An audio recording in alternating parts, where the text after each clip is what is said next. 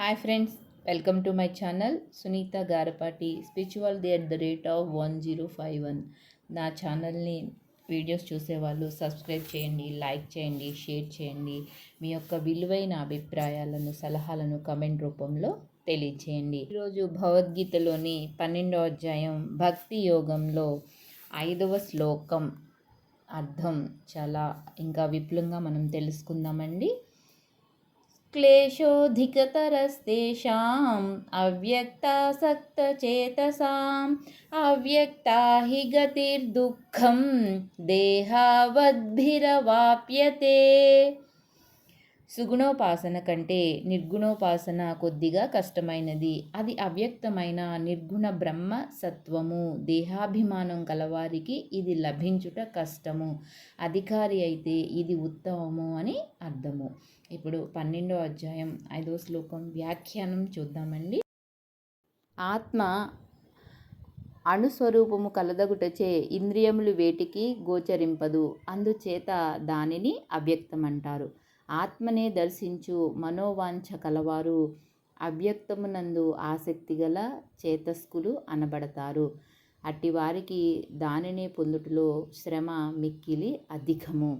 భగవానుని కోరి వారికి శ్రమ అధికమైతే ఆత్మను కోరువారికి అధికతరము. వీరికి ఎందుకు ఎక్కువ? దేహంలో ఉన్నంత కాలంలో సామాన్యులందరికీ కనిపించు ఈ దేహ సుఖము కాదని కనిపించని ఆత్మస్వరూపం నందు రుచి పుట్టదు. అట్టివారి దేహాత్మ అభిమానులు. వీరికి శరీరము క్షీణించినప్పుడు మాత్రమే దీని యందు విసుగుతో ఆత్మ వైపు దృష్టి మరలును. అప్పటికి ఇంకా చేయవలసింది ఏమీ ఉండదు కదా.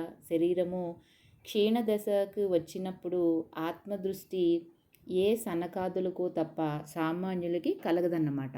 అందుచే కైవల్యార్థులకు ఆత్మయే పొందదగినది అనేది మనోనిశ్చయము ఉన్నను కూడా వారు కూడా మరి దేహాన్ని ధరించిన వారే కనుక దేహాత్మాభిమానము వారిని వెన్నంటుతూనే ఉండును. కనుక ఆ కైవల్యం కావాలి అని ఎవరైతే అనుకుంటారో వారు దానిని అణిచి ఆత్మ వైపు దృష్టి మరల్చడం వలన దానిని దర్శించుట కూడా మిక్కిలి ఆ యొక్క సాధ్యమే అని చెప్తున్నారు. ఎందుకంటే మనసు యందు అవ్యక్తము పట్ల ఆసక్తి ఉన్నవారికి సిద్ధి పదము చాలా కష్టములతో కూడుకున్నది. అవ్యక్తమును ఆరాధించటం అనేది శరీరబద్ధులైన జీవులకు చాలా కష్టతరమైనది. అందువలన తన యొక్క భిన్నమైన స్వరూపములను ఆరాధించే వారందరినీ ఆదరించిన శ్రీకృష్ణుడు తన సాకార రూపమును పూజించుటయే శ్రేష్టమని మరలా ఇంకొకసారి చెప్తున్నాడు. నిరాకార బ్రహ్మను ఆరాధించటం చాలా కష్టసాధ్యమైన మార్గమని, అది ఎన్నో క్లేశములతో కూడిందని అంటున్నాడు. నిరాకార బ్రహ్మమును ఆరాధించటం ఎందుకు అంత కష్టమైనది అంటే దీనికి ప్రప్రదమైన మరియు ప్రధానమైన కారణం ఒకటి ఉంది. అదేంటంటే మనకి అంటే మనుషులకి ఒక ఆకారం ఉంది. అది ఏంటంటే అనంతమైన జన్మల్లో రూపమున్న వాటితో అనుబంధం ఏర్పరచుకోవటం మనకి బాగా అలవాటైపోయిందనమాట. అందుకే భగవంతునిపై ప్రేమను పెంపొందించుకునే ఆ ప్రయాసలో కూడా మనకు ఒక మనోహరమైన ఆకర్షణీయమైన రూపము అందుబాటులో ఉంటే మనసు ఏమవుతుందంటే సునాయాసనంగా దానిపై లగ్నం చేసి భగవంతునిపై మమకార బంధాన్ని పెంచుకుంటుంది. కానీ నిరాకారతత్వ ఉపాసనలో మన బుద్ధి దానిని అందుకోలేదు. అంటే నిరాకారంలో ఏమీ ఇంకా ఆకారం ఉండదు కదా. అందువల్ల మనసుకి ఇంద్రియాలకి అనుబంధం పెంచుకోవడానికి అక్కడ ఒక స్పర్శనీయమైన వస్తువు అంటూ ఏది ఉండదన్నమాట. అప్పుడు ఏం చేయాలి? ఈశ్వరునిపై ధ్యానం చేయటానికి మరియు ఆయన్నే మన యొక్క మనస్సుతో అనుబంధం పెంచుకోవటానికి ఈ రెండు ప్రయత్నాలు చాలా కఠినంగా అనిపిస్తాయంట. నిరాకార బ్రహ్మాన్ని ఆరాధించడం అనేది సాకార భగవంతుడిని ఆరాధించడం కంటే కష్టంగా ఉండటానికి ఇంకొక కారణం కూడా ఉందంటండి. ఈ రెండు మార్గాలని మర్కట కిషోర న్యాయము అంటే కోతి పిల్లల తర్కము అని, అలాగే మార్జాల కిషోర న్యాయము అంటే పిల్లి పిల్ల తర్కము అని ఉదాహరణతో మనం చక్కగా అర్థం చేసుకోవచ్చంట. అదేంటంటే కోతిపిల్ల తన తల్లి పొట్టని గట్టిగా పట్టుకోవాల్సి ఉంటుంది. ఈ విషయంలో ఏంటి, తల్లి కోతి నుండి ఎలాంటి సహాయం కూడా లభించదనమాట. తల్లి కోతి ఒక కొమ్మ నుండి ఇంకో కొమ్మ మీదకి దూకినప్పుడు తల్లి కోతిని గట్టిగా పట్టుకుని ఉండే బాధ్యత ఎవరిది? పిల్ల కోతిదే కదా! ఒకవేళ అది అలా చేయకపోతే ఏమవుతుంది? పిల్ల కోతి కింద పడిపోతుంది. అదే సమయంలో పిల్ల చాలా చిన్నగా, సున్నితంగా ఉంటుంది. కానీ తల్లి పిల్లి ఆ పిల్లను ఒక చోటు నుండి ఇంకొక చోటికి మార్చే బాధ్యత తనే తీసుకుంటుంది కదా!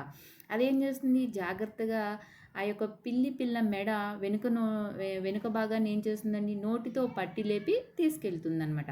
ఈ పోలికలతోనే నిరాకార బ్రహ్మం యొక్క భక్తులను కోతిపిల్లతో పోల్చవచ్చు అంటున్నారు. ఎందుకంటే సాకార రూపం యొక్క భక్తులను పిల్లలతో పోల్చవచ్చంటండి. అంటే నిరాకార బ్రహ్మాన్నేమో కోతి పిల్లతోనూ, అలాగే ఇక్కడ సాకార రూపం యొక్క భక్తులనేమో పిల్లి యొక్క పిల్లతోనూ పోల్చవచ్చంట.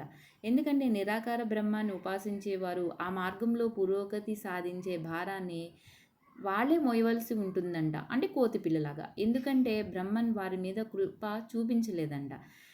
ఎలానంటే బ్రహ్మన్ నిరాకారమే కాదు, అతను గుణరహితుడు కూడా. అది నిర్గుణము అంటే గుణాలేమీ లేనివాడు. నిర్విశేషుడు అంటే లక్షణాలు కూడా ఏమీ లేనివాడే కదా. నిరాకారుడు అంటే ఆకారం లేనివాడే కదా అని ఇక్కడ వివరించబడింది. దీని చేత మనకి ఏం తెలుస్తుందంటే బ్రహ్మన్ కృప అనే లక్షణంని చూపలేదు అని. ఈశ్వరుణ్ణి నిర్గుణంగా, నిర్విశేషంగా, నిరాకారంగా ఆరాధించేవారు పురోగతి కోసం పూర్తిగా ఏం చేయాలండి? తమ సొంత పరిశ్రమ మీదనే ఆధారపడాలంట. మరోపక్క భగవంతుని సాకార రూపము కరుణ మరియు కృపా సముద్రముడు కదా భగవంతుడు. కాబట్టి సాకార రూప భక్తులు తమ సాధనలో దైవీ సహకారం పొందుతారంటండి.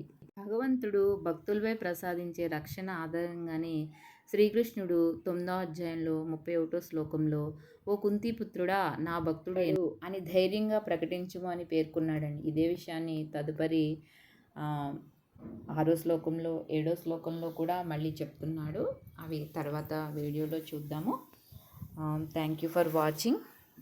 నా యొక్క వీడియోస్ని మీరు అందరూ ఆదరిస్తున్నందుకు మీకు ధన్యవాదాలు.